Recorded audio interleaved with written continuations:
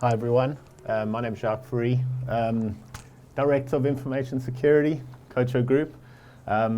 Really pleased to be speaking to everyone today because what I wanted to go through is some practical kind of applications on how you might take the journey into some of the technologies that we're talking about today, specifically on the SIEM platform, which is Microsoft Sentinel, and the XDR platform, which is essentially, arguably more than 2 or 3 Defender products when you're looking at extended platform detection response. My team, headed up by Anna Webb, who's head of security operations, we largely deal with incident response around these technologies.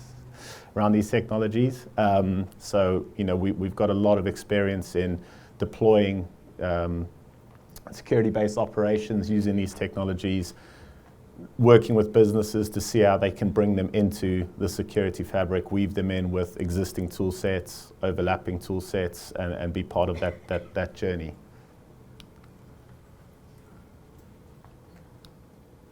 So, scaling the security operation, I've spoken to quite a few security leaders over the last couple of months. One of the biggest challenges they have is the transformation journey is moving quite fast, and digital assets are changing, so you're moving into more serverless-based architectures, and it's about how do your security tools kind of keep up with all of that, right? So a good example is you've gone from a bunch of SQL servers, and you're now using SQL PaaS in Azure. Great, you're saving some money, you're doing some really cool stuff at the infrastructure level, but now your security tools aren't able to monitor that SQL environment, and it's putting you at risk. Threats are increasingly rapid. We see such fast-paced things come in. You talk about 0-day, but there are much other bigger things happening behind the scenes in the threat intelligence community that we need to stay on top of. We simply cannot do that without the right technologies talking to each other all at the same time. And then obviously the supply chain risk is high. So one of the things that's really driving decisions around going from a large vendor spread of security products where you have one vendor doing your EDR, another one doing your mail defense, another one doing your DLP is, that's a lot of suppliers with their, tentacles in your systems with some type of privileged access. So you're gonna have to manage coverage, you're gonna have to manage the vendor relationship, what happens if they get compromised. Sarah talked earlier about the Hafnium attack. So these are all things to consider. So while it's not good to have eggs in one basket and all of that stuff, you need to think about a rationalized ecosystem. And of course, world events, which you talked on earlier, that's affecting cyber.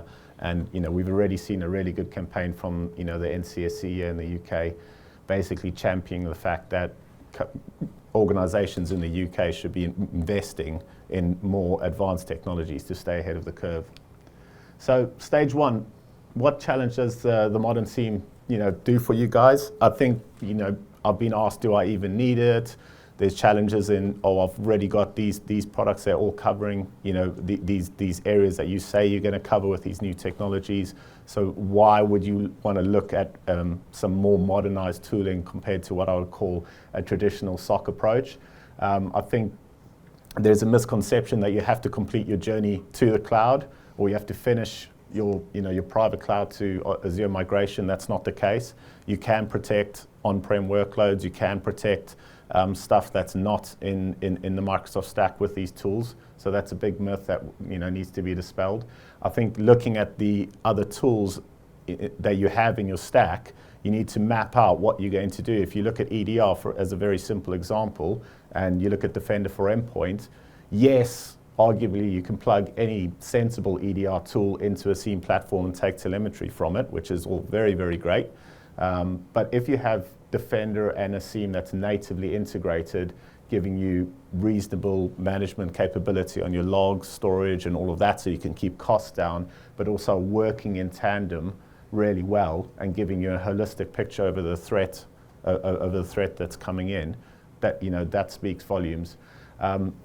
I think, looking at some of the other monitoring you have in place, sometimes the boards, decision makers, when they're looking at investing in the new technology, they're saying, well, you've got all this other monitoring, why do you need this?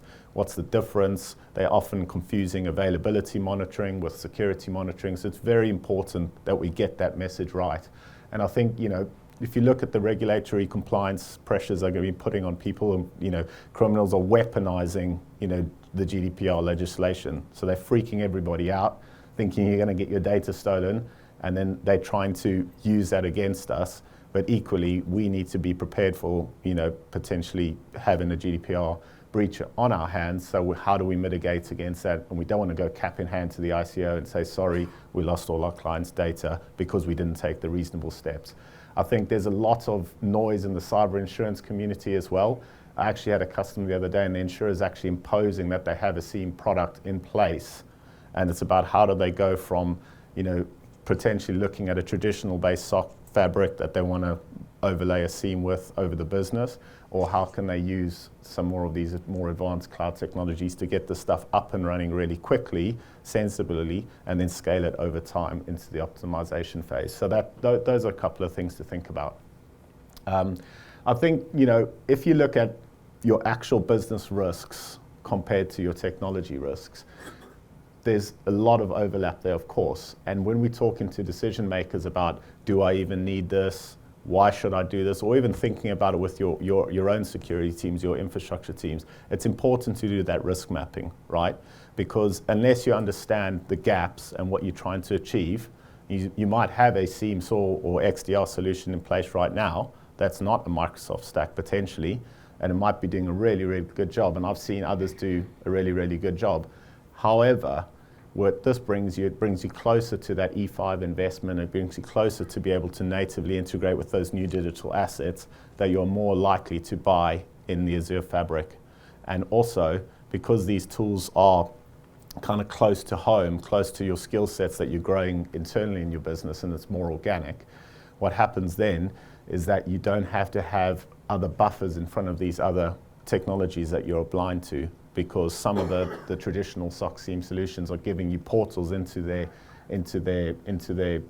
threat management platforms and that, but there's no interaction between the back end, and becomes a flog and forget type of security service. You want it integrated into your cloud fabric.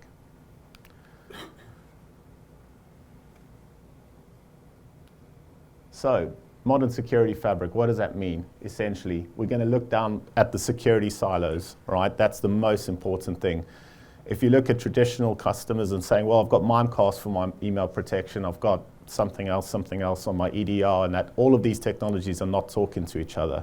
When we have XDR running across the Defender stack, we can actually see the whole attack path through the business. So we can actually spot that a dodgy email came through from Defender from 365, and then we can see it hit the endpoint in Defender for Endpoint, right? Then we can see it try to steal some data again in 365, and then it's bounced to Azure Active Directory, and we're seeing it there. Now, arguably, you bring in a lot of that telemetry into your traditional SIEM as well, but where Sentinel overlaying that XDR telemetry is really powerful is it really understands those technologies. So the actual SOAR capability and machine learning that we're using in Sentinel over the XDR just really empowers the ability to see that whole threat. Seen in isolation is very, very difficult to spot sometimes, especially with the sophistication of attacks these days. And also what happens as a result of these technologies being disparate is there's often different teams or different SMEs within your team looking at these, and they might not be talking as rapidly as you would be able to talk as a technology can talk to, and see the whole picture and say, hang on guys, there's actually an attack happening on my business here and we want to stop it immediately. So security silos is a big thing, and this technology helps us break it down. I think looking at the return on investment on 365 licenses, people going with the E3 and some bolt-ons into Plan 2s or going up to E5, there's a lot to be said about kind of squeezing the juice from your investment there, right?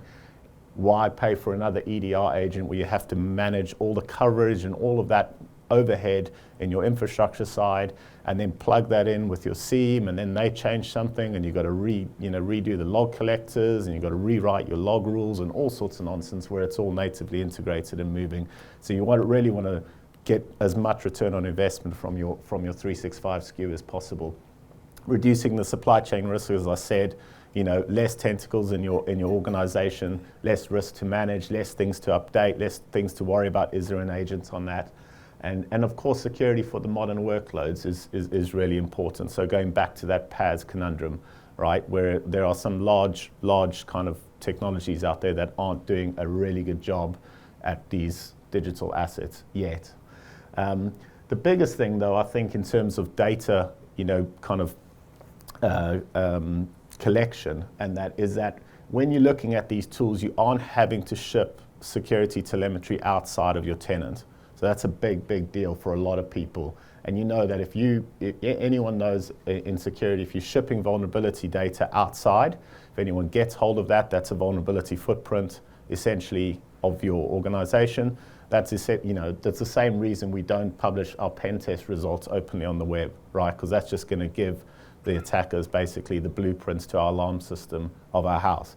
The same thing for here, so we're able to keep that data. It keeps us a little bit agile from a vendor point of view, from an MSSP point of view, and that's really important. So you don't have to be sending data to some data center where you have to look at all the controls yourself as well. So there's a big reduced overhead there, which is great.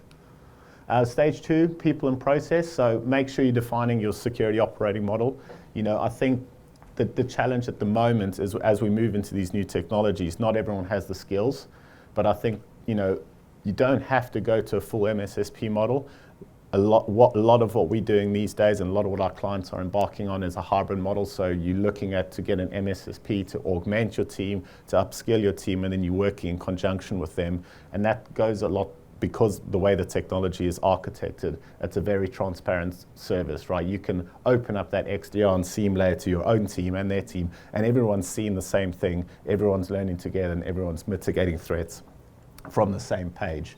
I think there's a lot of buzzwords around SOAR and orchestration, which is basically collecting all the automation together and making it really sing and dance.